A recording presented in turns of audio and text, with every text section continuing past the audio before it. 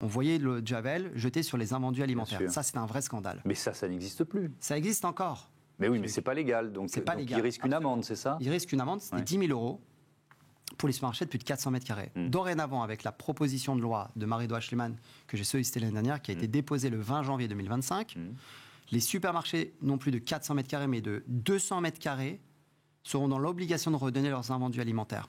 Et la pénalité ne sera plus de 10 000 €, mais de 0,1 à 0,5% du chiffre d'affaires. Pourquoi ? Il y a eu un appel, M. Thomas Hugues, sur la baisse des dons. C'est-à-dire que les Restos du Cœur et la Banque alimentaire ont lancé un appel pour dire, voilà, nous avons une baisse de nos dons alimentaires. D'un côté, la loi sur le gaspillage alimentaire n'était pas très bien appliquée. De l'autre côté, il fallait toucher beaucoup plus d'invendus. En allant vers ces supermarchés de 200 mètres carrés, ça nous permet de toucher 5 à 6 000 nouveaux supermarchés. Donc, on va avoir une augmentation des dons alimentaires avec une incitation. L'incitation, sinon, en cas de manquement, il y aura une pénalité. Oui. Donc, du coup... c'est à la fois la carotte et le bâton, quand même. Toujours. Toujours, bien sûr. Mais pourquoi ? Parce que le politique doit reprendre la main sur ces sujets-là.